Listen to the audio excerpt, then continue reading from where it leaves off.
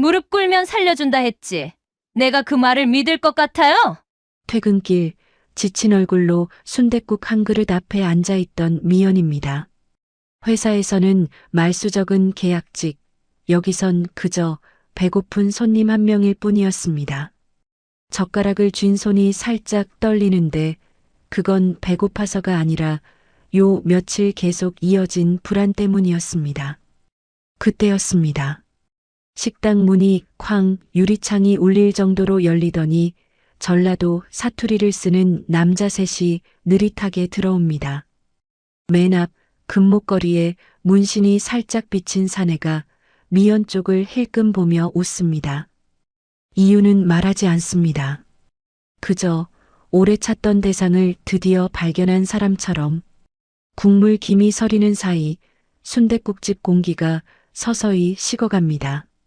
아무도 모르는 과거와 미연이 숨겨온 정체, 그리고 이 조폭 두목과의 엮인 인연이 곧 한꺼번에 폭발하려 합니다. 이야기가 궁금하시면 끝까지 함께 봐주시고 구독과 좋아요, 댓글로 응원해 주시면 큰 힘이 됩니다. 서울 변두리 낡은 오피스텔 밀집 지역입니다. 건물 외벽은 세월의 흔적으로 얼룩져 있고 좁은 골목길엔 녹슨 자전거들이 아무렇게나 세워져 있습니다. 이곳에서 미연은 살아갑니다.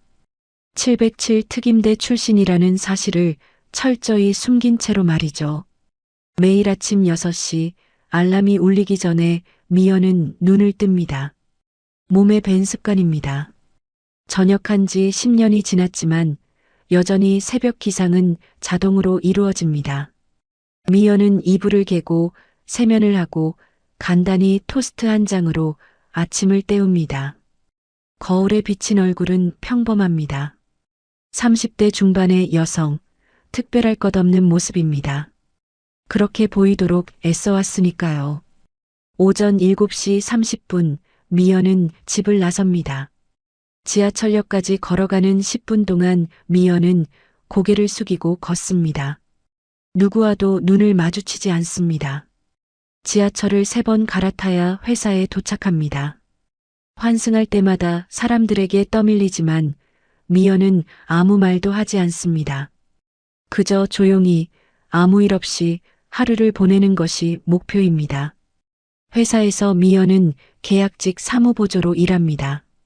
복사하고 파일 정리하고 커피 심부름하는 일입니다. 동료들은 미연을 조용한 사람이라고 생각합니다. 말수가 적고 점심도 혼자 먹고 회식도 잘 나오지 않는 사람입니다. 미연은 그런 평가가 싫지 않습니다. 오히려 그게 편합니다. 눈에 띄지 않는 것, 기억되지 않는 것이 미연에게는 안전입니다. 퇴근 시간은 늘 불규칙합니다. 야근이 잦습니다. 상사가 급하게 서류를 요청하면 미연은 남아서 처리합니다. 거절할 이유가 없습니다. 집에 가도 할 일이 없으니까요. 밤 9시, 10시에 퇴근하는 날이 많습니다. 지하철 안은 한산합니다. 미연은 구석자리에 앉아 창밖을 바라봅니다. 어둠 속을 달리는 지하철은 미연의 마음과 닮아 있습니다. 집으로 돌아오는 길, 미연은 늘 들르는 곳이 있습니다. 골목 안쪽에 자리한 순댓국집입니다. 간판은 낡았지만 맛은 괜찮습니다. 사장 정만복은 60대 중반의 남자입니다. 해병대 수색대 출신이라는 걸 미연은 알고 있습니다. 정만복이 직접 말한 적은 없지만 그의 자세와 말투에서 느껴집니다. 군인이었던 사람들은 어딘가 비슷한 구석이 있습니다. 정만복은 미연을 단골로 알아봅니다. 미연이 들어서면 묻지도 않고 순댓국 한 그릇을 내옵니다. 특, 김치, 깍두기가 따라 나옵니다. 미연은 고맙다는 말 한마디 하고 조용히 먹습니다. 정만복도 말을 많이 걸지 않습니다. 그저 가끔 요즘 동네가 좀 이상하네요라고 중얼거릴 뿐입니다. 최근 들어 동네 분위기가 달라졌습니다. 전라도 기반의 조폭들이 이 지역으로 들어왔다는 소문이 돌았습니다. 처음엔 그냥 소문인 줄 알았습니다. 하지만 골목 어귀에 낯선 남자들이 서성이기 시작했습니다. 검은 차가 자주 보였습니다. 편의점 주인은 요즘 밤에 무섭다고 말했습니다. 가게들은 평소보다 일찍 문을 닫기 시작했습니다. 사람들은 서로 눈을 피했습니다. 미연은 그런 변화를 느끼면서도 애써 무시하려 했습니다. 자신과는 상관없는 일이라고 생각했습니다. 그냥 조용히 밥만 먹고 집에 돌아가고 내일 아침 다시 출근하면 되는 일입니다. 미연은 10년 동안 그렇게 살아왔습니다. 누구와도 엮이지 않고 어떤 문제에도 개입하지 않고 그저 하루하루를 버티며 살아왔습니다. 하지만 그런 평온함이 영원히 지속될 수는 없었습니다. 어느 날 저녁 미연이 평소처럼 순댓국집에 들어섰을 때였습니다. 가게 안은 손님이 몇 명 없었습니다. 구석 테이블에 노부부가 앉아 있었고 카운터 쪽에 중년 남자가 소주를 마시고 있었습니다. 미연은 익숙한 자리에 앉았습니다. 정만복은 늘 그렇듯 순댓국을 내왔습니다. 미연이 숟가락을 들려는 순간이었습니다. 가게 문이 쾅 하고 열렸습니다. 소리가 컸습니다. 미연은 고개를 들지 않았지만 분위기가 달라진 것을 느꼈습니다. 가게 안이 순식간에 조용해졌습니다. 노부부는 숨을 죽였고 중년 남자는 술잔을 내려놓았습니다. 주방에서 설거지하던 정만복의 손이 멈췄습니다. 4명의 남자가 들어왔습니다. 선두에 선 남자는 40대 중반쯤으로 보였습니다. 얼굴에 흉터가 있었고 눈빛이 날카로웠습니다. 뒤따라 들어온 3명은 젊었습니다. 20대 후반에서 30대 초반쯤 되어 보였습니다. 이들의 옷차림은 평범했지만 걸음걸이와 시선은 평범하지 않았습니다. 가게 안을 훑는 눈빛에 위협이 담겨 있었습니다. 선두 남자가 자리에 앉았습니다. 나머지 셋도 따라 앉았습니다. 정만복이 물을 가져다 주려 했지만 선두 남자가 손을 들어 막았습니다. 아직 안 시켰는데?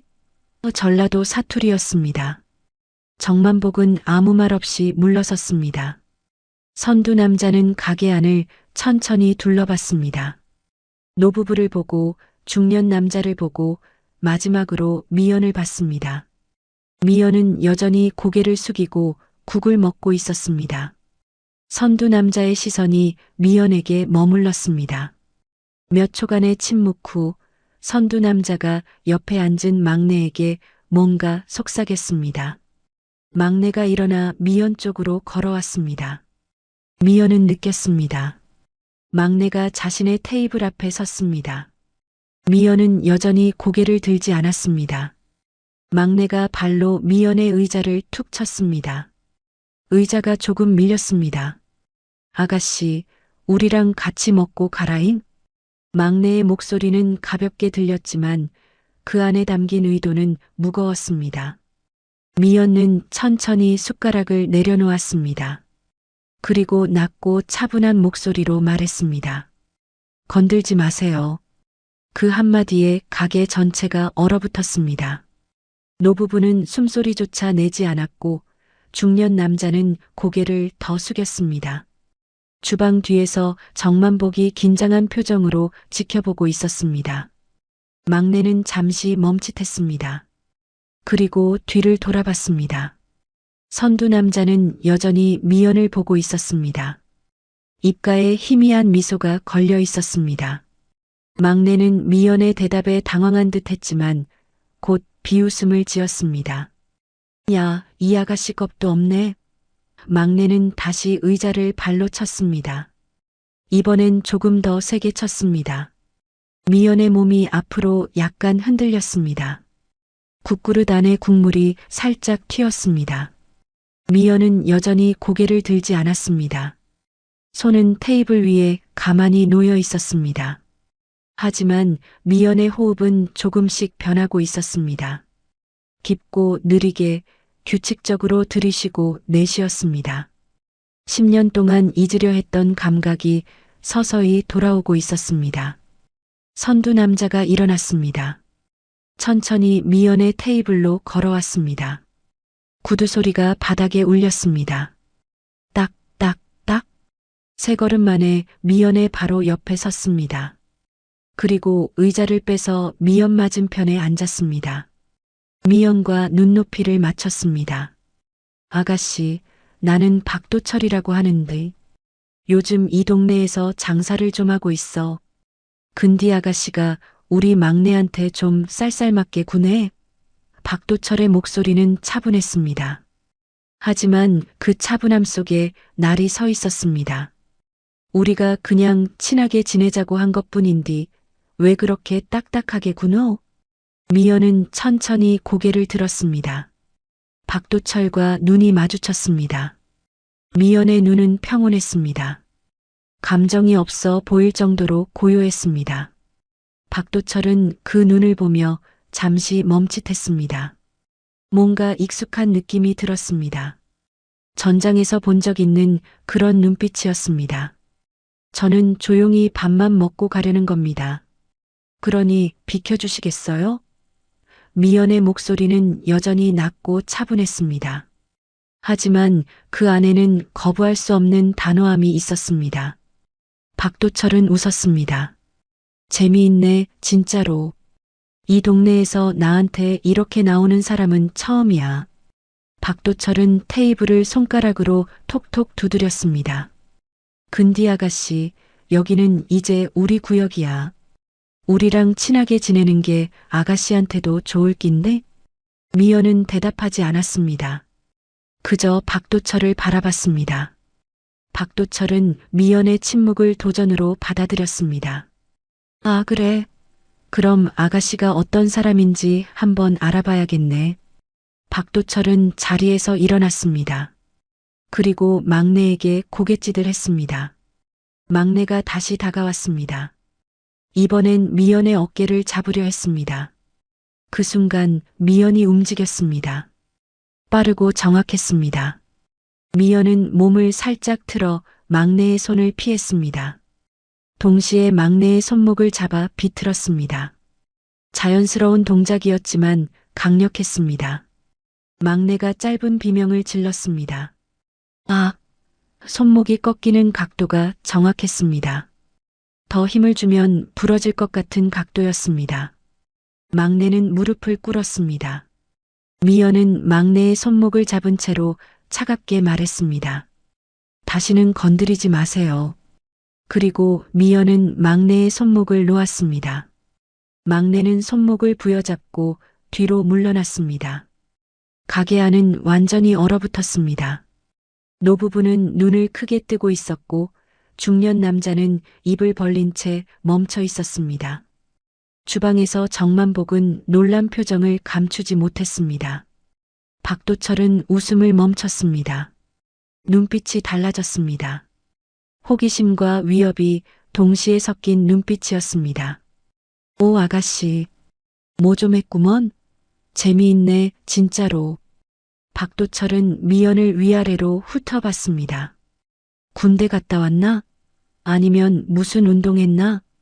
미연은 대답하지 않았습니다. 지갑을 꺼내 10,000원짜리 한 장을 테이블에 놓았습니다. 그리고 자리에서 일어났습니다. 박도철은 미연의 길을 막지 않았습니다.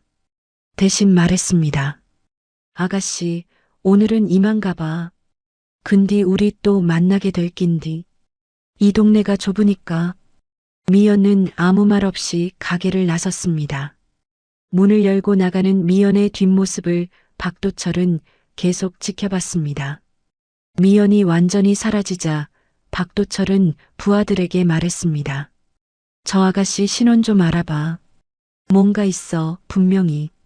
미연은 골목을 빠져나와 큰 길로 나왔습니다. 가슴이 빠르게 뛰고 있었습니다. 손이 미세하게 떨렸습니다.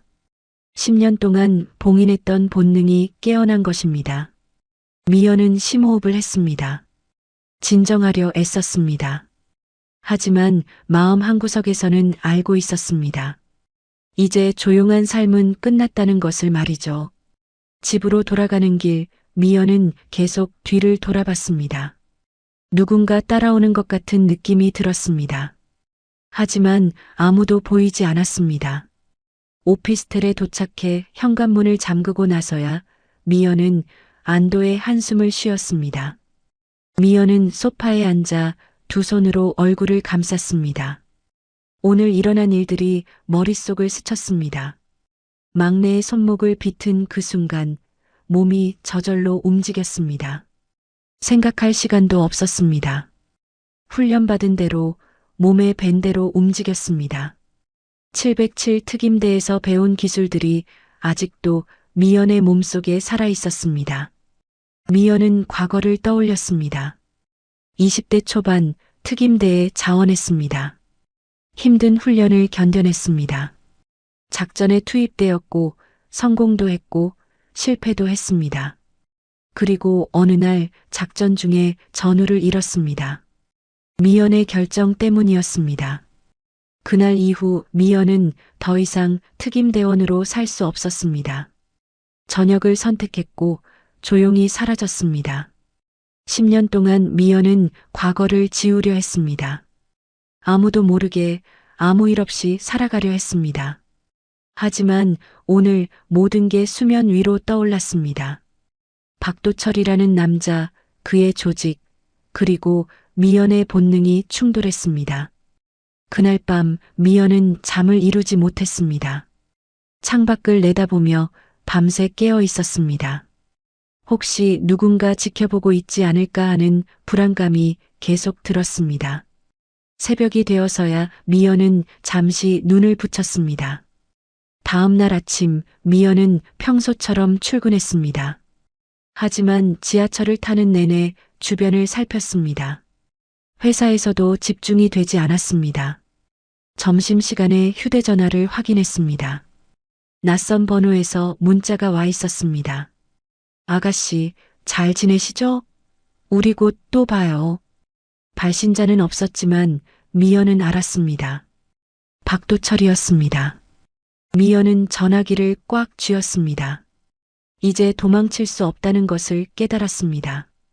박도철은 이미 미연을 표적으로 삼았습니다. 조용히 사라질 수도 없었습니다. 이 동네를 떠난다 해도 박도철 같은 사람들은 어디에나 있었습니다. 미연은 결정해야 했습니다. 계속 숨을 것인가 아니면 맞설 것인가. 퇴근길 미연은 순댓국집을 다시 찾았습니다.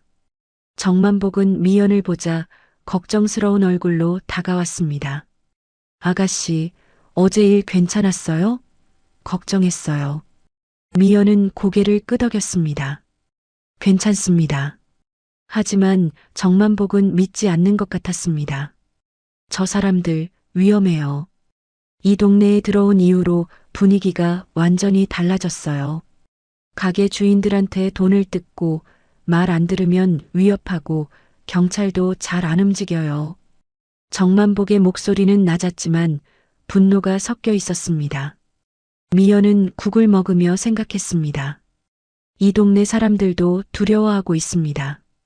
박도철과 그의 조직 때문에 평범한 일상이 무너지고 있었습니다. 미연만의 문제가 아니었습니다. 그때 가게 문이 다시 열렸습니다. 미연의 심장이 멈추는 것 같았습니다. 하지만 들어온 사람은 박도철이 아니었습니다. 동네 주민으로 보이는 중년 여성이었습니다. 여성은 정만복에게 국밥 한 그릇을 주문하고 구석 자리에 앉았습니다. 미연은 안도의 한숨을 쉬었습니다. 하지만 그 안도감은 오래가지 못했습니다. 식사를 마치고 집으로 돌아가는 길 미연은 느꼈습니다. 누군가 따라오고 있다는 것을 말이죠. 미연은 걸음을 멈추지 않았습니다. 자연스럽게 걸으면서 유리창에 비친 뒷모습을 확인했습니다. 검은색 승용차 한 대가 천천히 따라오고 있었습니다. 차 안에 두 명이 타고 있는 것이 보였습니다. 미연은 평소와 다른 길로 걸었습니다. 큰 길 대신 골목으로 들어섰습니다. 차는 골목에 들어올 수 없었지만 멈춰서서 미연을 지켜보고 있었습니다. 미연은 골목을 빠르게 빠져나가 다른 길로 나왔습니다. 하지만 그곳에도 또 다른 차가 기다리고 있었습니다. 미연은 깨달았습니다. 박도철은 이미 미연의 동선을 파악하고 있었습니다. 집 주소도 알고 있을 것입니다. 미연은 더 이상 도망칠 수 없다는 것을 알았습니다. 하지만 오늘은 아니었습니다. 미연은 사람이 많은 편의점으로 들어갔습니다. 그리고 한참을 머물렀습니다. 차는 결국 떠났습니다. 집으로 돌아온 미연은 문을 잠그고 커튼을 쳤습니다. 창밖을 내다봤습니다. 주차장에 낯선 차가 한 대 서 있었습니다. 안에 사람이 타고 있는 것 같았습니다. 미연은 불을 껐습니다. 어둠 속에서 창밖을 지켜봤습니다. 차는 새벽 2시까지 그 자리에 있었습니다. 다음 날도 그 다음 날도 상황은 똑같았습니다. 출근길에도 퇴근길에도 누군가 미연을 지켜보고 있었습니다. 회사 앞에도 낯선 남자가 서성였습니다. 편의점에 들어가면 누군가 따라 들어왔습니다. 미연의 일상은 점점 조여들고 있었습니다. 사흘째 되는 날 미연은 다시 순댓국집을 찾았습니다. 정만복은 미연을 보자마자 주방 뒤로 손짓했습니다. 미연이 다가가자 정만복은 낮은 목소리로 말했습니다. 아가씨, 오늘 낮에 그 사람들이 왔어요. 아가씨 얘기를 하더라고요. 뭐라고 하던가요? 미연이 물었습니다. 아가씨가 어디 사는지, 무슨 일 하는지 물어보더라고요. 나는 모른다고 했어요. 진짜 몰랐으니까요. 그랬더니 그 박도철이라는 사람이 웃으면서 괜찮다고 하더라고요. 이미 다 알아냈다면서요.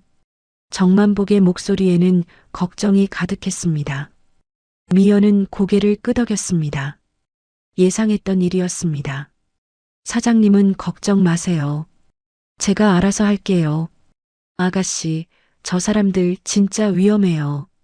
이 동네에서만 벌써 2건이나 사고가 났어요. 가게 주인 한 명은 병원에 실려갔고 또 한 명은 가게 문을 닫았어요. 경찰에 신고해도 소용없어요. 증거가 없다면서 안 움직여요. 정만복은 답답한 표정을 지었습니다.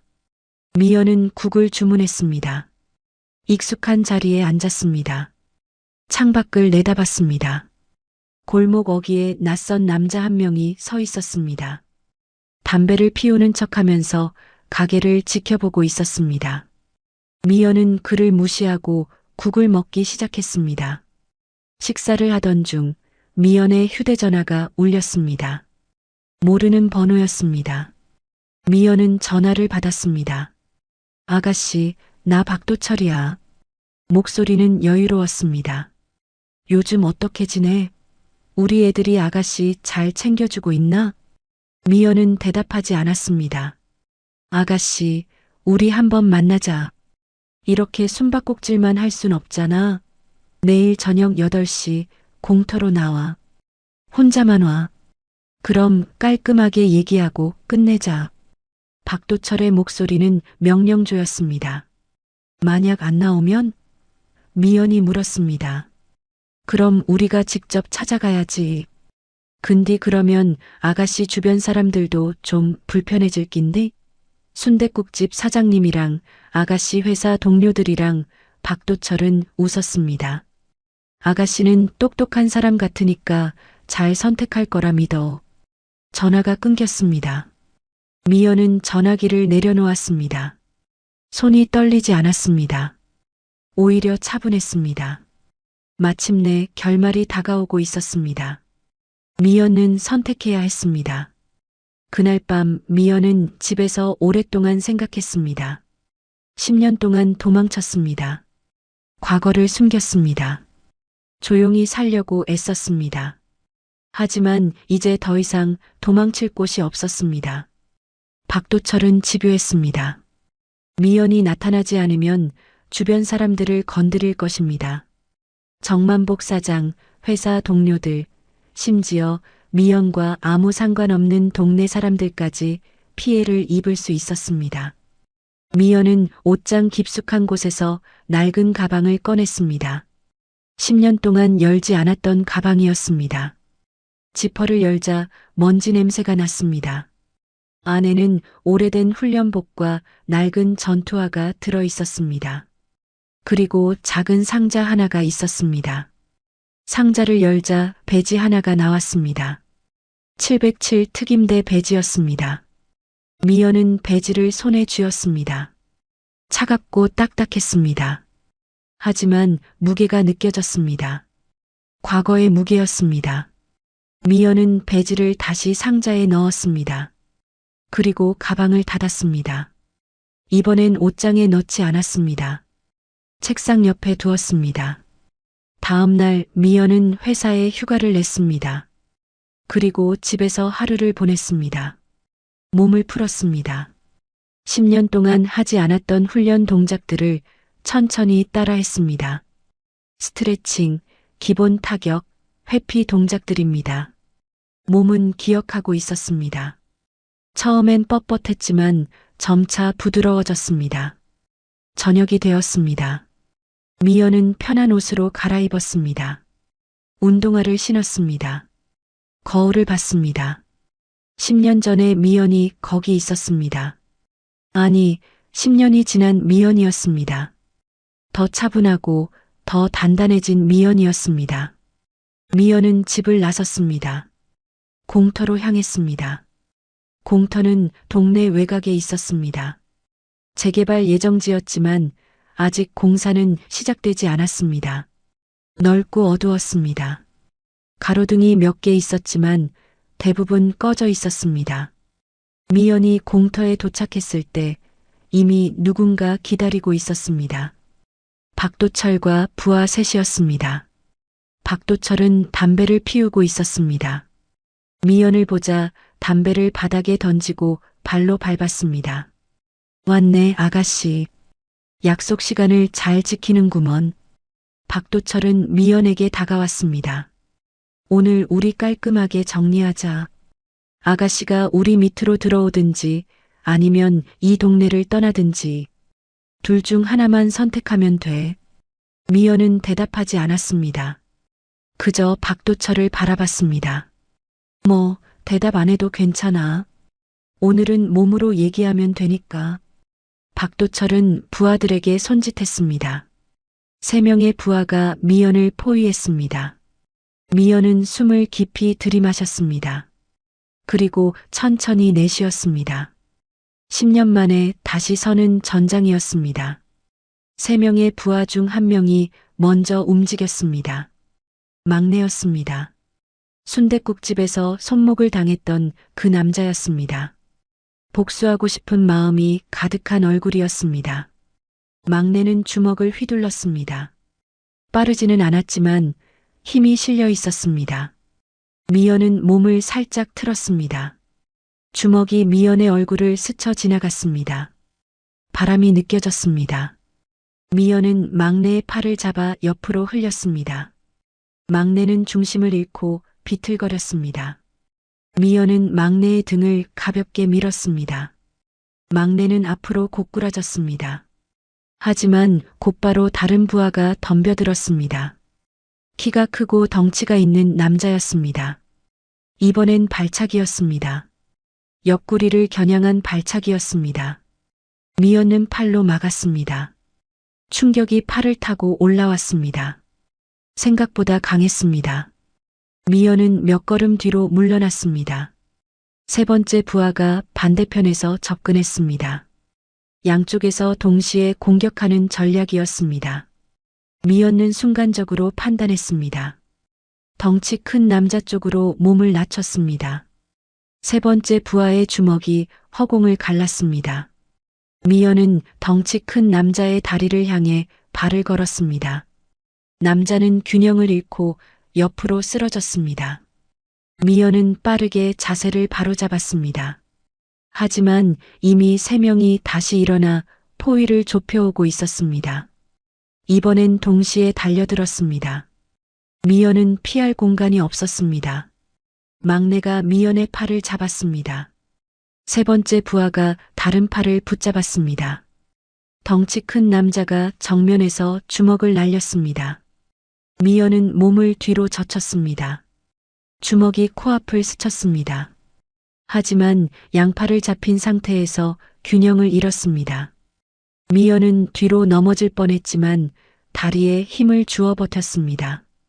그리고 잡힌 팔을 이용해 몸을 회전시켰습니다.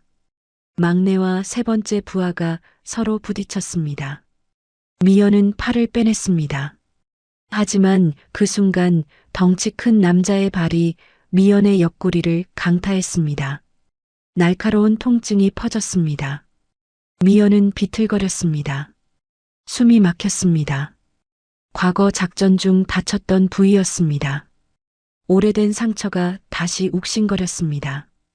미연은 한 손으로 옆구리를 감쌌습니다. 시야가 흐릿해졌습니다. 세 명은 다시 일어나 미연을 둘러쌌습니다. 이번엔 더 조심스럽게 접근했습니다. 미연의 실력을 확인했으니까요. 함부로 덤비지 않았습니다. 박도철은 멀찍이서 지켜보고 있었습니다. 담배를 또 하나 꺼내 물었습니다. 불을 붙이고 연기를 내뿜으며 말했습니다. 아가씨, 제법인데? 근디셋을 상대하기는 무리야. 그냥 포기하고 우리랑 협상하자. 미연은 대답하지 않았습니다. 호흡을 가다듬었습니다. 옆구리 통증이 점점 심해졌지만 참았습니다. 10년 전에도 이보다 더 심한 상황이 있었습니다. 총상을 입고도 작전을 완수했던 날이 있었습니다. 그때보다는 괜찮았습니다. 세 명이 다시 움직였습니다. 이번엔 더 체계적이었습니다. 한 명이 정면에서 관심을 끌고 나머지 두 명이 양옆에서 공격하는 패턴이었습니다. 미연은 정면의 남자를 주시하면서도 양옆의 움직임을 감지했습니다. 정면의 남자가 페인트를 걸었습니다. 주먹을 휘두르는 척하다가 멈췄습니다. 하지만 미연은 속지 않았습니다. 양옆의 남자들이 진짜 공격이었습니다. 미연은 몸을 낮춰 앞으로 구르듯 빠져나갔습니다. 양옆의 주먹이 서로 부딪힐 뻔했습니다. 미연은 일어서며 정면 남자의 무릎을 가격했습니다. 남자는 신음을 내며 무릎을 꿇었습니다. 하지만 바로 옆에서 막내가 미연의 어깨를 잡았습니다. 강하게 잡아당겼습니다. 미연은 중심을 잃었습니다. 덩치 큰 남자가 미연의 복부를 향해 주먹을 날렸습니다. 미연은 막힐 시간이 없었습니다.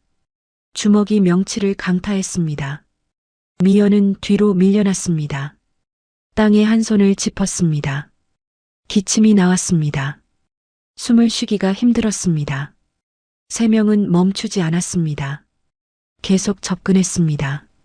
미연은 일어서려 했지만 다리에 힘이 제대로 들어가지 않았습니다. 10년 동안 훈련하지 않았던 몸이었습니다. 근력도 지구력도 예전 같지 않았습니다. 과거의 부상들도 영향을 미쳤습니다. 옆구리뿐 아니라 무릎도 욱신거렸습니다. 막내가 미연의 머리카락을 잡았습니다. 뒤로 잡아당겼습니다. 미연의 목이 꺾였습니다. 세 번째 부하가 미연의 얼굴을 향해 주먹을 날렸습니다. 미연은 간신히 고개를 돌렸습니다. 주먹이 뺨을 스쳤습니다.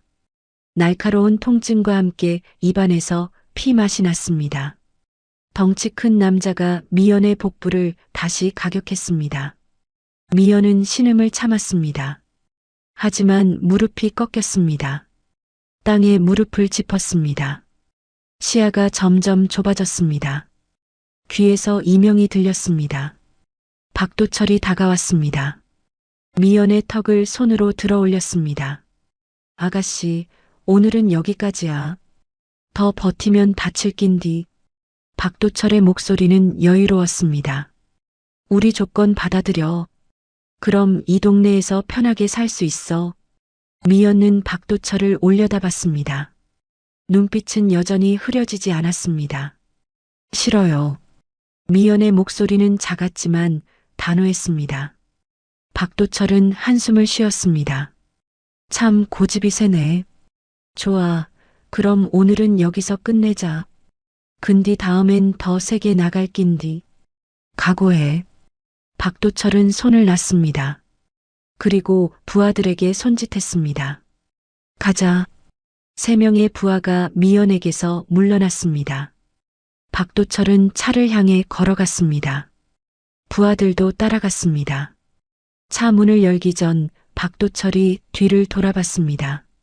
아가씨, 다음 주까지 생각해. 그때까지 대답 안 하면 우리가 직접 결정할 낀디. 차가 출발했습니다. 엔진 소리가 점점 멀어졌습니다. 공터에는 미연만 남았습니다. 미연은 여전히 무릎을 꿇고 있었습니다. 천천히 숨을 고르려 했지만 쉽지 않았습니다. 옆구리와 복부에서 통증이 계속됐습니다. 그때 멀리서 사이렌 소리가 들렸습니다. 점점 가까워졌습니다. 미연은 고개를 들었습니다. 파란 불빛이 보였습니다. 경찰차였습니다. 누군가 신고한 것 같았습니다. 경찰차가 공터에 도착했습니다. 경찰관 2명이 내렸습니다. 미연을 발견하고 달려왔습니다. 괜찮으세요? 무슨 일이에요? 한 경찰관이 물었습니다. 미연은 일어서려 했습니다. 경찰관이 부축했습니다. 병원 가야겠어요. 어디 다친 데 없어요? 경찰관은 걱정스러운 얼굴이었습니다. 괜찮아요. 집에 가고 싶어요. 미연의 목소리는 떨렸습니다. 하지만 거절할 힘은 없었습니다.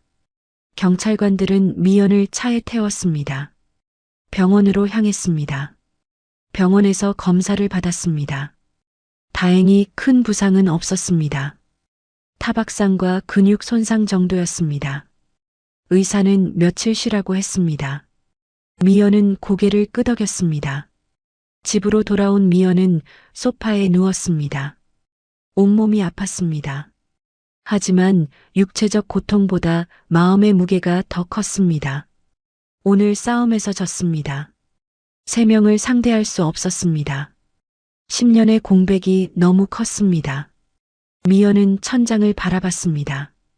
과거가 떠올랐습니다. 특임대 시절 미연은 최고였습니다. 어떤 상황에서도 임무를 완수했습니다. 하지만 지금의 미연은 달랐습니다. 약해졌습니다. 아니, 변했습니다. 미연은 눈물이 날 것 같았습니다. 하지만 참았습니다. 10년 동안 울지 않았습니다. 오늘도 울지 않을 것입니다. 다음 날 아침 미연은 몸을 움직일 수 없었습니다. 온몸이 굳어 있었습니다. 어제의 싸움이 남긴 흔적이었습니다. 옆구리는 시퍼렇게 멍이 들었고 복부도 붓기가 가시지 않았습니다. 거울을 보니 뺨에도 작은 상처가 있었습니다. 미연은 회사에 병가를 냈습니다. 당분간 쉬어야 할 것 같았습니다. 소파에 앉아 창밖을 내다봤습니다. 주차장에 어제 그 차가 다시 서 있었습니다.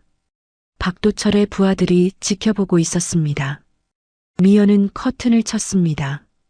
오후가 되어서야 미연은 밖으로 나갈 수 있었습니다. 몸을 조금씩 움직이니 통증이 줄어들었습니다. 미연은 순댓국집으로 향했습니다. 정만복을 만나야 했습니다. 어제 일에 대해 설명해야 했습니다. 순댓국집에 도착했을 때 정만복은 미연을 보자마자 놀란 표정을 지었습니다. 아가씨, 얼굴이 왜 그래요? 무슨 일 있었어요? 정만복은 미연을 안으로 들였습니다. 손님이 없는 시간이었습니다. 미연은 정만복에게 어제 있었던 일을 간단히 설명했습니다. 공터에서의 싸움, 3명의 부하들, 그리고 박도철의 협박까지 말입니다. 정만복은 듣는 내내 주먹을 쥐고 있었습니다. 그 개자식들 정말 너무하네요. 정만복의 목소리는 분노로 떨렸습니다. 아가씨, 경찰에 신고해야 해요. 이건 명백한 폭행이잖아요. 신고해도 소용없어요. 증거가 없어요. 공터에는 아무도 없었고 감시 카메라도 없었어요. 오히려 신고하면 더 위험해질 수 있어요. 미연은 고개를 저었습니다. 정만복은 답답한 표정을 지었습니다. 그럼 어떻게 해야 해요? 이대로 당하고만 있을 순 없잖아요. 미연도 답을 알 수 없었습니다. 싸워서 이길 수도 없고 도망칠 곳도 없고 경찰도 믿을 수 없었습니다.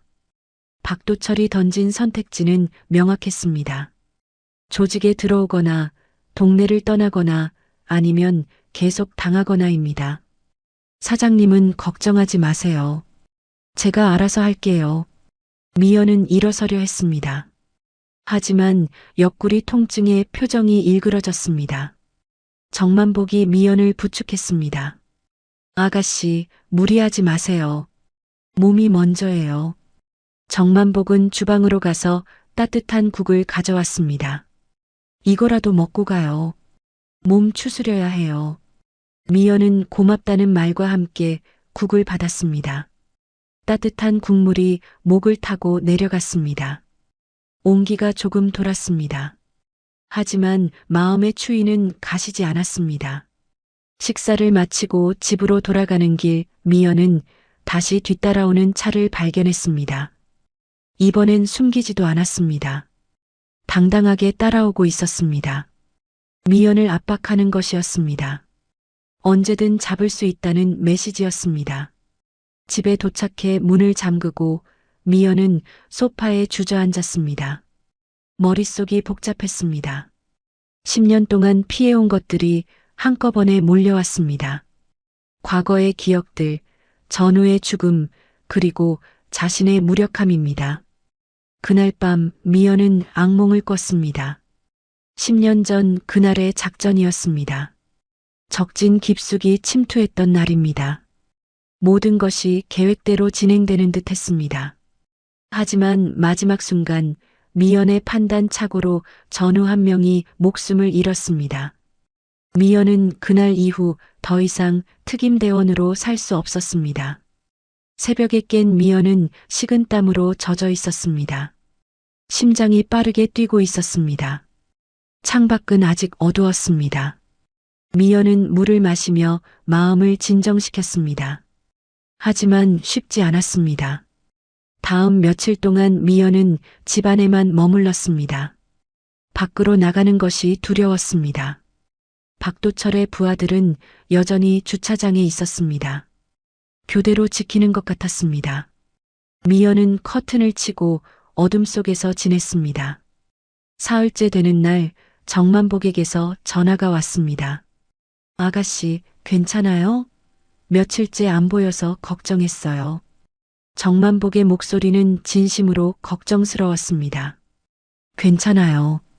몸이 좀 안 좋아서 쉬고 있어요. 미연의 목소리는 힘이 없었습니다. 아가씨, 오늘 그 사람들이 또 왔어요. 아가씨 찾더라고요. 언제쯤 대답할 거냐고 물어봤어요. 나는 모른다고 했어요. 정만복은 잠시 망설이다 말을 이었습니다. 아가씨, 도망치지 마요. 우리가 함께 버텨야 해요. 정만복의 말이 미연의 가슴을 찔렀습니다. 함께 버티자는 말이었습니다. 혼자가 아니라는 말이었습니다. 하지만 미연은 두려웠습니다. 또 누군가 다칠까봐 두려웠습니다. 자신 때문에 정만복이나 다른 사람들이 피해를 입을까봐 두려웠습니다. 사장님, 제가 동네를 떠나는 게 나을 것 같아요. 그럼 사장님도 다른 분들도 안전할 거예요. 미연의 목소리는 떨렸습니다. 아가씨, 그게 해결책이 아니에요. 아가씨가 떠나도 저 사람들은 계속 여기 있을 거예요. 다른 사람들을 괴롭힐 거예요. 우리 모두의 문제예요. 정만복의 목소리는 단호했습니다. 전화를 끊고 미연은 오랫동안 생각했습니다. 정만복의 말이 맞았습니다. 도망이 해결책이 아니었습니다. 미연이 떠나도 박도철은 계속 이 동네를 괴롭힐 것입니다. 미연만의 문제가 아니었습니다. 미연은 창밖을 내다봤습니다. 주차장에 차가 보였습니다. 그 안에 앉아있는 남자가 보였습니다. 미연은 더 이상 숨고 싶지 않았습니다. 10년 동안 숨어 살았습니다. 이제는 마주할 때가 된 것 같았습니다. 미연은 옷장에서 낡은 가방을 다시 꺼냈습니다. 707 특임대 배지가 들어있는 가방이었습니다. 배지를 꺼내 손에 쥐었습니다. 차갑고 무거웠습니다. 하지만 이제는 그 무게를 견딜 수 있을 것 같았습니다. 미연은 거울 앞에 섰습니다. 멍든 얼굴이 보였습니다.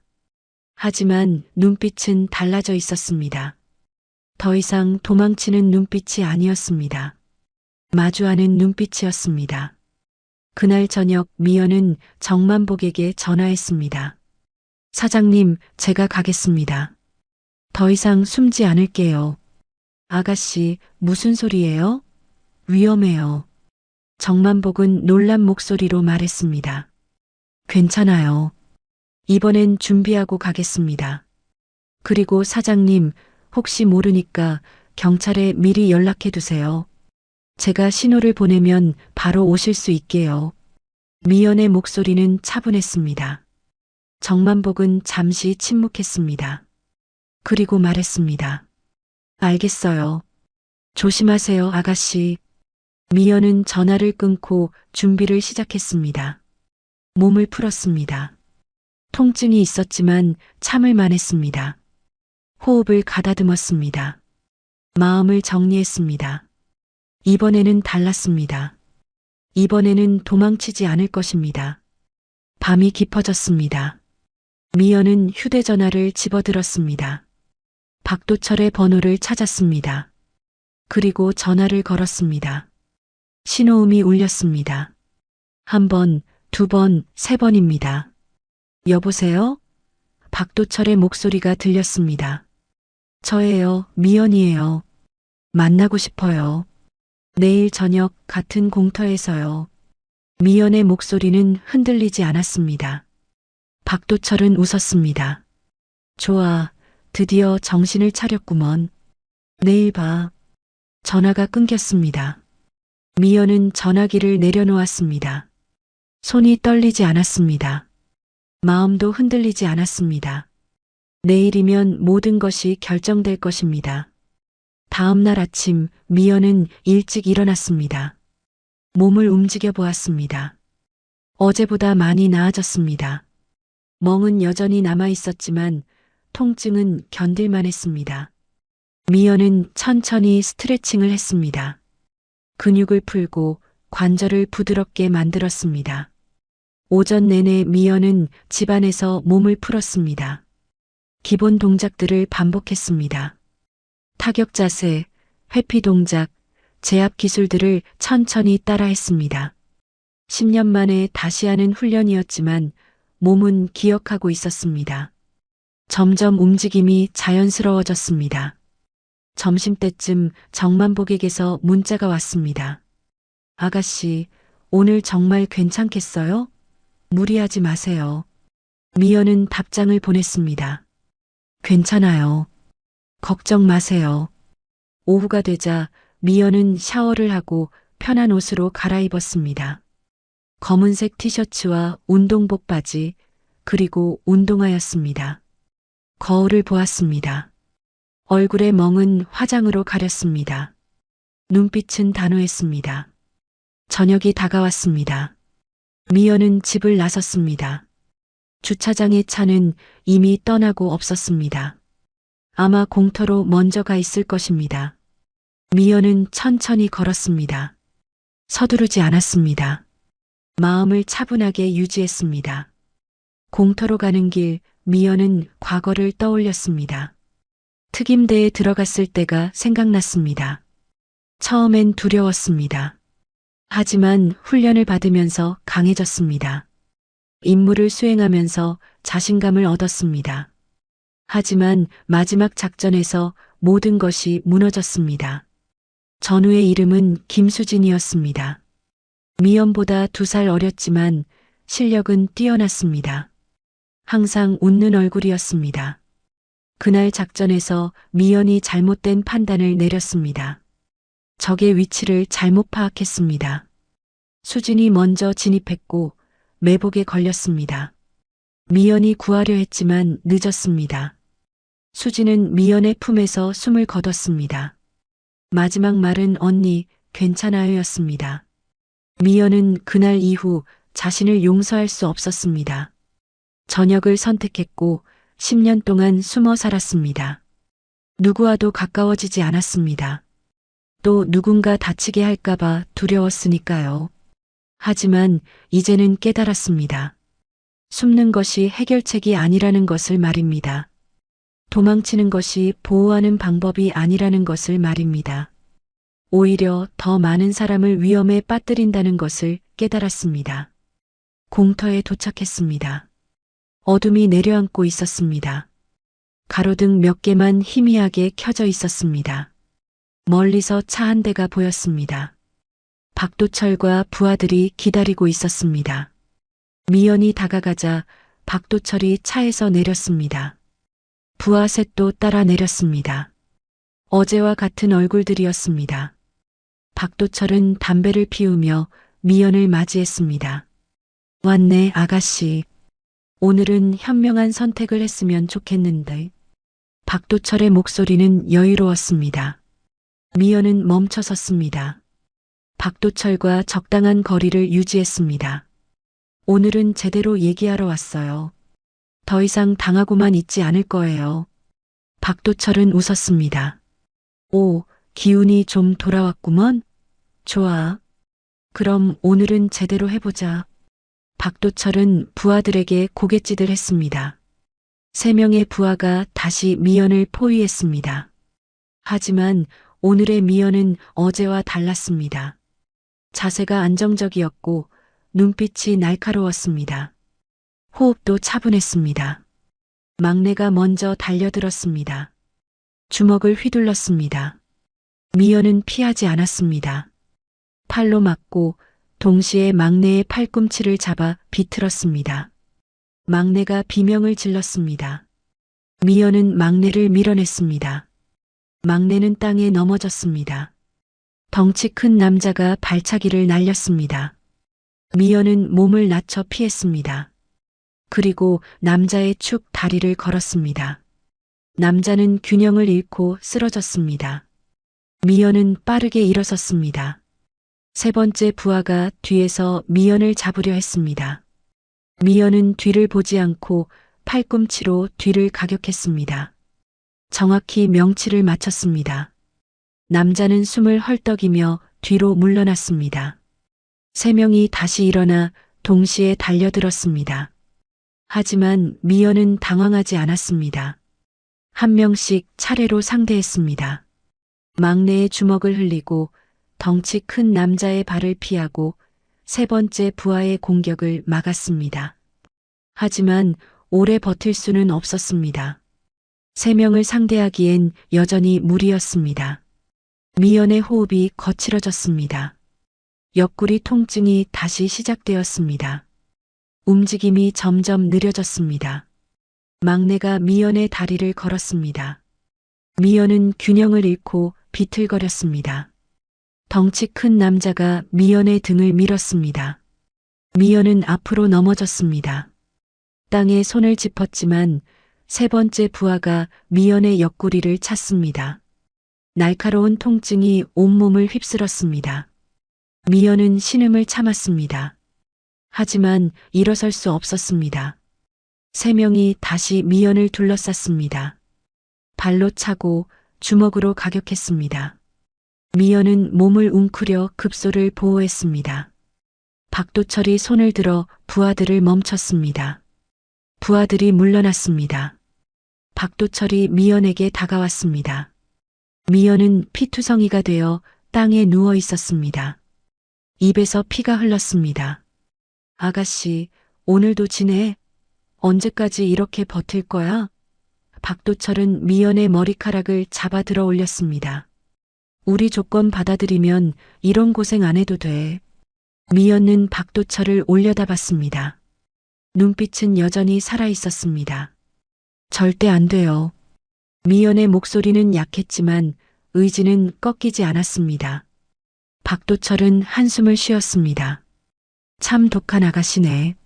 좋아. 그럼 오늘은 여기까지만 하자. 근디 다음엔 끝장을 볼 낀디. 아가씨도 아가씨 주변 사람들도 다 끝장 볼 거야. 그 말에 미연의 표정이 변했습니다. 주변 사람들이라는 말이 가슴을 찔렀습니다. 정만복 사장, 동네 사람들, 회사 동료들이 떠올랐습니다. 미연은 이를 악물었습니다. 박도철은 미연의 머리카락을 놓았습니다.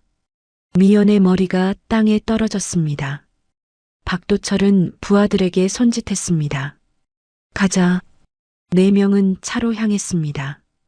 미연은 땅에 누워 숨을 고르려 했습니다. 온몸이 아팠습니다. 움직일 수가 없었습니다. 시야가 흐릿해졌습니다. 의식이 점점 멀어지는 것 같았습니다. 그때 다시 사이렌 소리가 들렸습니다. 멀리서 파란 불빛이 보였습니다. 경찰차였습니다. 박도철의 차가 급히 출발했습니다. 타이어 자국을 남기고 사라졌습니다. 경찰차가 공터에 도착했습니다. 경찰관들이 내려 미연에게 달려왔습니다. 괜찮으세요? 구급차 불렀어요. 한 경찰관이 외쳤습니다. 미연은 희미하게 고개를 끄덕였습니다. 그리고 의식을 잃었습니다. 어둠 속으로 빠져들었습니다. 마지막으로 떠오른 생각은 정만복 사장이었습니다. 신고해 준 것이 정만복이었을 것입니다. 병원에서 눈을 떴을 때 천장에 하얀 불빛이 보였습니다. 소독약 냄새가 났습니다. 옆에서 누군가 움직이는 소리가 들렸습니다. 고개를 돌리자 정만복이 있었습니다. 아가씨, 깨어났어요? 정말 다행이네요. 정만복의 눈은 붉었습니다. 울었던 것 같았습니다. 미연은 말하려 했지만 목소리가 나오지 않았습니다. 입술이 갈라져 있었습니다. 정만복이 물을 가져다 주었습니다. 미연은 조금씩 마셨습니다. 아가씨, 더 이상 혼자 싸우지 마세요. 우리가 함께해야 해요. 정만복의 목소리는 간절했습니다. 미연은 천천히 고개를 끄덕였습니다. 이제야 깨달았습니다. 혼자서는 안 된다는 것을 말입니다. 함께해야 한다는 것을 말입니다. 병원에서 이틀을 보냈습니다. 의사는 갈비뼈에 금이 갔다고 했습니다. 내부 출혈은 없었지만 충분한 휴식이 필요하다고 했습니다. 미연은 병실에 누워 천장만 바라봤습니다. 몸은 아팠지만 마음은 조금씩 정리되고 있었습니다. 정만복은 매일 병문안을 왔습니다. 과일도 가져오고 죽도 끓여서 가져왔습니다. 아가씨, 제대로 먹어야 회복이 빨라요. 정만복은 미연을 돌보는 것이 자신의 임무인 것처럼 행동했습니다. 사흘째 되는 날 정만복이 심각한 표정으로 병실에 들어왔습니다. 아가씨, 나쁜 소식이 있어요. 정만복은 의자에 앉으며 말했습니다. 어제 저녁에 박도철 일당이 또 동네에 나타났어요. 이번엔 편의점을 부쉈어요. 주인이 돈을 안 내자 가게를 난장판으로 만들었대요. 미연은 주먹을 쥐었습니다. 통증이 왔지만 참았습니다. 경찰은요? 신고했지만 도착했을 땐 이미 떠나고 없었어요. 늘 그래요. 증거도 없고 목격자도 입을 열지 않아요. 다들 무서워서요. 정만복의 목소리는 무력했습니다. 사장님, 제가 퇴원하면 다시 가야 해요. 이번엔 제대로 준비해서요. 미연의 눈빛이 달라졌습니다. 정만복은 고개를 저었습니다. 아가씨, 혼자서는 안 돼요. 저번에도 봤잖아요. 3명을 상대할 수 없어요. 그럼 어떻게 해야 하죠? 미연이 물었습니다. 정만복은 잠시 망설이다 말했습니다. 함께 하는 거예요. 나도 도울게요. 옛날에 나도 좀 했어요. 해병대 수색대 출신이거든요. 정만복은 희미하게 웃었습니다. 미연은 정만복을 바라봤습니다. 60대 중반의 남자였습니다. 하지만 눈빛은 여전히 강했습니다. 군인이었던 사람의 눈빛이었습니다. 사장님, 위험해요. 다치실 수 있어요. 미연이 걱정했습니다. 아가씨도 다쳤잖아요. 이제 혼자 싸우지 마세요. 우리가 함께하면 이길 수 있어요. 정만복의 목소리는 확신에 차 있었습니다. 미연은 잠시 생각했습니다. 그리고 천천히 고개를 끄덕였습니다. 알겠어요. 함께해요. 다음 날 미연은 퇴원했습니다. 몸은 아직 완전히 회복되지 않았지만 움직일 수는 있었습니다. 정만복이 차로 데려다 주었습니다. 집으로 가는 길, 동네 곳곳에 박도철 일당의 흔적이 보였습니다. 부서진 가게 유리창, 낙서가 된 벽, 그리고 두려움에 떠는 사람들이었습니다. 집에 도착한 미연은 정만복과 함께 계획을 세웠습니다. 이번엔 공터가 아니에요. 사람들이 볼 수 있는 곳에서 해야 해요. 미연이 말했습니다. 맞아요. 증인이 필요해요. 그리고 경찰도 바로 올 수 있는 곳이어야 해요. 정만복이 동의했습니다.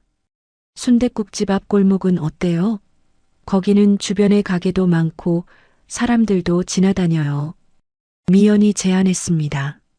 정만복은 고개를 끄덕였습니다. 좋아요. 거기서 하죠. 나는 가게 안에서 지켜보다가 필요하면 나갈게요. 그리고 미리 경찰에 연락해 둘게요. 그날 저녁 미연은 박도철에게 전화했습니다. 내일 저녁 순댓국집 앞에서 만나요. 마지막으로 얘기하고 싶어요. 박도철은 웃었습니다. 좋아, 드디어 항복하는 거지? 현명한 선택이야. 내일 봐. 전화를 끊고 미연은 정만복을 받습니다. 준비됐어요, 사장님. 준비됐어요, 아가씨. 이번엔 우리가 이길 거예요. 정만복의 눈빛은 단호했습니다. 다음 날 미연은 하루 종일 집에서 몸을 풀었습니다. 통증은 있었지만 움직임은 부드러웠습니다. 저녁이 되자 미연은 순댓국집으로 향했습니다.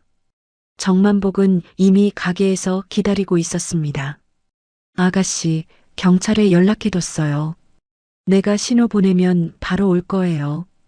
정만복이 작은 목소리로 말했습니다. 미연은 고개를 끄덕이고 가게 밖으로 나갔습니다. 골목 앞에 섰습니다. 해가 지고 있었습니다. 주변 가게에서는 사람들이 하나둘 나와 미연을 쳐다봤습니다. 뭔가 일어날 것을 예감하는 것 같았습니다. 곧 검은색 차 한 대가 나타났습니다. 박도철과 부하 셋이 내렸습니다. 박도철은 미연을 보고 웃었습니다. 아가씨, 오늘은 현명하게 행동해. 우리 조건 받아들이고 끝내자. 미연은 대답하지 않았습니다. 대신 자세를 낮췄습니다. 싸울 준비를 했습니다. 박도철은 미연의 자세를 보고 인상을 찌푸렸습니다. 아직도 안정신 못 차렸구먼? 좋아, 그럼 오늘 제대로 끝내자. 박도철이 손짓하자 3명의 부하가 미연에게 달려들었습니다. 하지만 이번엔 달랐습니다. 미연은 침착하게 막았습니다. 막내의 주먹을 피하고 덩치 큰 남자의 발을 잡아 넘어뜨렸습니다. 3번째 부하의 공격을 막고 반격했습니다. 주변에서 사람들이 모여들기 시작했습니다. 가게 주인들, 지나가던 행인들이 멈춰서서 지켜봤습니다. 누군가 휴대전화로 영상을 찍기 시작했습니다. 미연은 3명을 상대로 버텼습니다. 쓰러지지 않았습니다. 통증은 있었지만 포기하지 않았습니다. 그때 가게 문이 열리고 정만복이 나왔습니다. 이 개자식들, 이제 그만해. 정만복이 외쳤습니다. 박도철이 정만복을 봤습니다. 아저씨도 나서네. 좋아, 같이 혼내주지. 박도철이 직접 정만복에게 다가갔습니다. 정만복은 피하지 않았습니다. 60대의 몸이었지만 자세는 군인이었습니다. 박도철이 주먹을 날렸지만 정만복은 막았습니다. 그리고 반격했습니다. 해병대 수색대에서 배운 기술이 아직 몸에 남아 있었습니다. 미연과 정만복은 함께 싸웠습니다. 둘이서 4명을 상대했습니다. 쉽지 않았지만 포기하지 않았습니다. 주변 사람들은 계속 지켜봤습니다. 누군가 경찰에 신고했습니다. 싸움이 치열해질 때 미연이 박도철을 마주했습니다. 박도철은 칼을 꺼냈습니다. 아가씨, 오늘은 여기서 끝이야. 칼을 휘둘렀습니다. 미연은 피했습니다. 하지만 완전히 피하지 못했습니다. 팔에 상처가 났습니다. 피가 흘렀습니다. 하지만 미연은 멈추지 않았습니다. 박도철의 손목을 잡고 비틀었습니다. 칼이 떨어졌습니다. 그리고 박도철을 제압했습니다. 땅에 눕혔습니다. 끝났어요. 미연이 낮은 목소리로 말했습니다. 그때 사이렌 소리가 울렸습니다. 경찰차 여러 대가 도착했습니다. 경찰관들이 내려 박도철 일당을 체포했습니다. 주변 사람들이 증인이 되어 진술했습니다. 영상도 증거가 되었습니다. 박도철은 체포되면서 미연을 봤습니다. 아가씨, 이건 끝이 아니야. 미연은 대답하지 않았습니다. 그저 조용히 지켜봤습니다.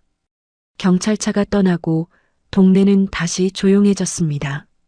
하지만 이번 조용함은 달랐습니다. 두려움이 아니라 안도의 조용함이었습니다. 정만복이 미연의 팔을 봤습니다. 아가씨, 병원 가야 해요. 미연은 고개를 저었습니다. 괜찮아요. 이 정도는. 하지만 다리에 힘이 풀렸습니다. 정만복이 미연을 부축했습니다. 아가씨, 잘했어요. 정말 잘했어요. 미연은 희미하게 웃었습니다. 마침내 끝났습니다. 일주일이 지났습니다. 미연은 다시 병원 신세를 졌습니다. 팔의 상처는 깊지 않았지만 봉합이 필요했습니다. 갈비뼈도 완전히 회복되려면 더 시간이 필요했습니다. 하지만 이번에는 마음이 편했습니다.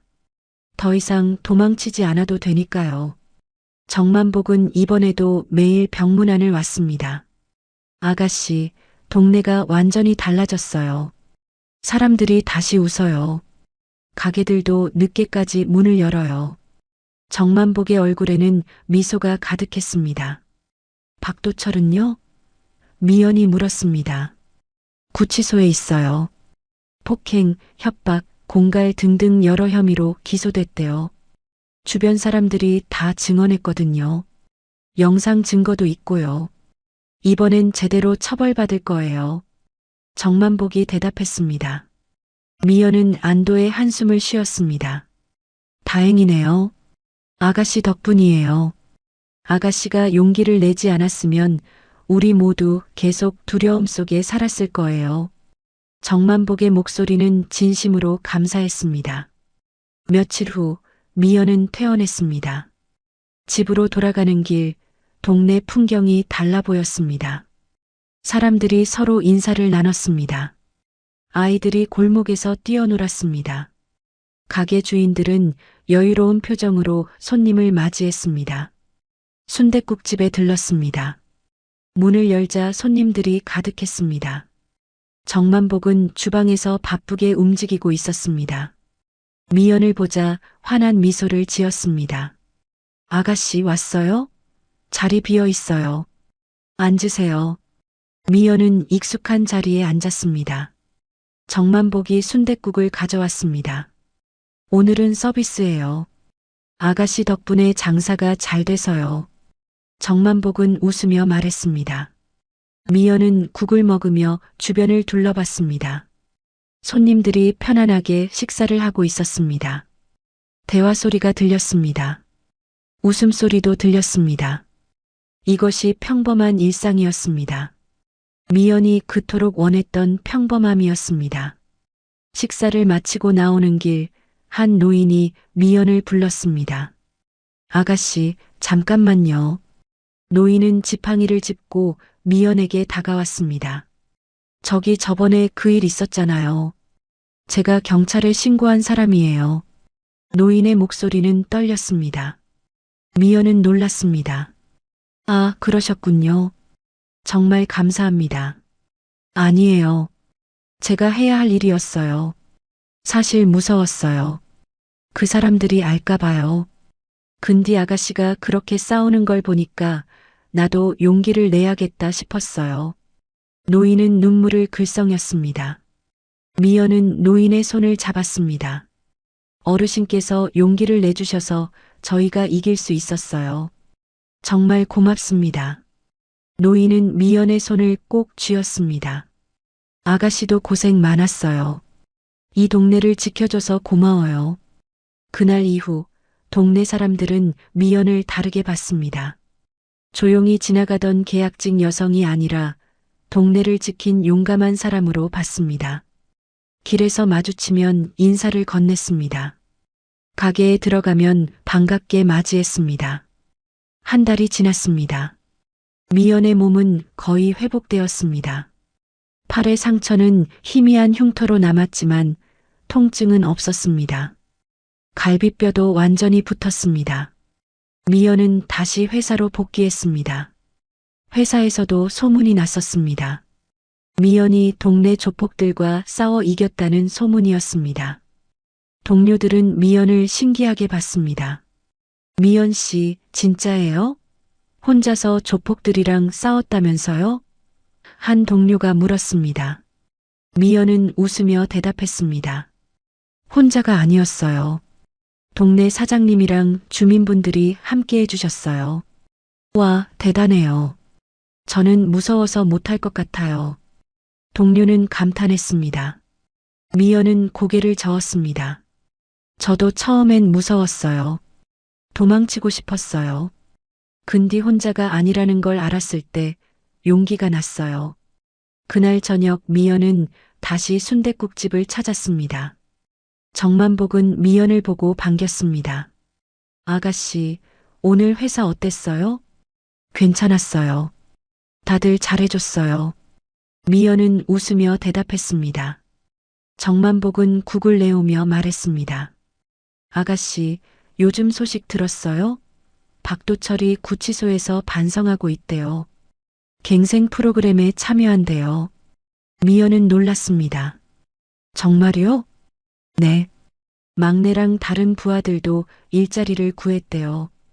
건설 현장에서 일한대요. 제대로 돈 벌려고요. 정만복의 목소리는 희망적이었습니다. 미연은 국을 먹으며 생각했습니다. 사람은 변할 수 있다는 것을 말입니다. 박도철도 부하들도 새로운 삶을 선택했습니다. 미연처럼 말입니다. 10년 동안 도망치던 미연도 마침내 마주할 용기를 냈으니까요.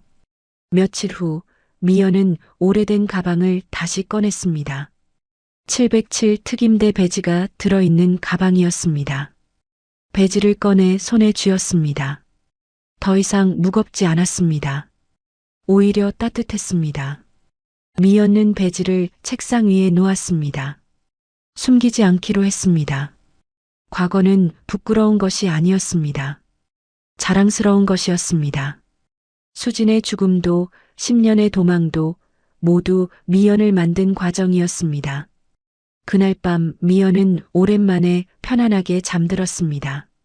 악몽도 없었습니다. 새벽에 깨지도 않았습니다. 아침 해가 창문으로 들어왔을 때 미연은 개운하게 일어났습니다. 창밖을 내다봤습니다. 아이들이 학교에 가고 있었습니다. 가게들이 문을 열고 있었습니다. 사람들이 하루를 시작하고 있었습니다.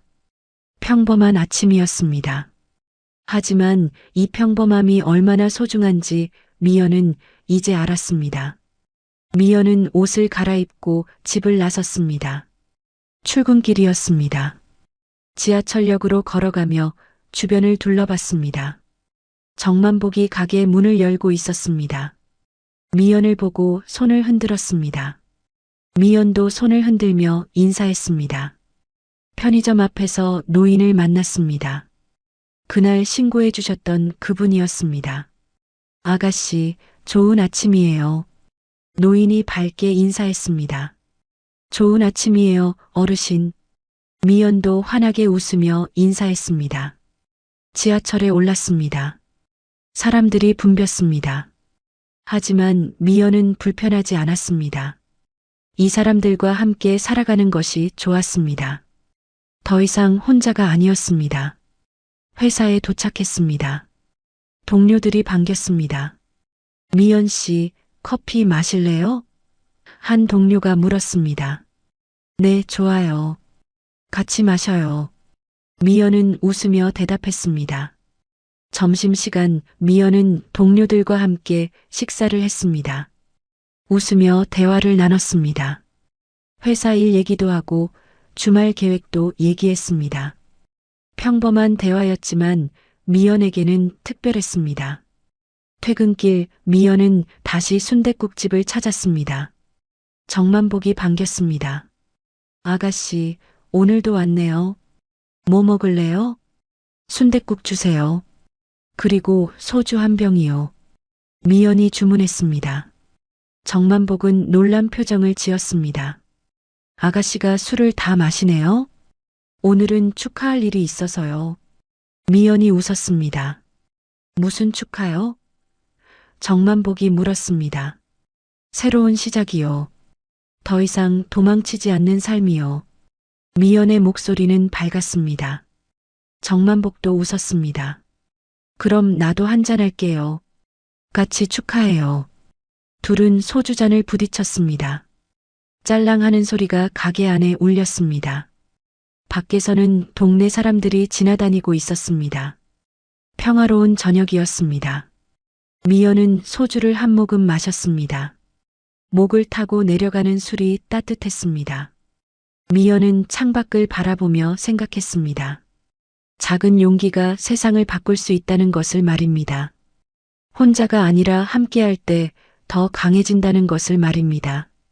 그리고 평범한 일상이 얼마나 소중한지 말입니다. 조용히 밥 먹고 사람들과 인사 나누고 함께 웃을 수 있는 이 순간이 얼마나 감사한지 말입니다. 미연은 미소 지으며 국을 먹기 시작했습니다. 따뜻한 국물이 몸을 데웠습니다. 마음도 따뜻해졌습니다. 이제 미연은 알았습니다. 진짜 평화는 숨어서 얻는 것이 아니라 함께 지켜내는 것이라는 것을 말이죠. 동네는 다시 활기를 되찾았습니다. 사람들은 서로 돕고 함께 웃었습니다. 작은 용기들이 모여 큰 변화를 만들었습니다. 그리고 그 중심에 미연이 있었습니다. 더 이상 숨지 않는 미연이 있었습니다.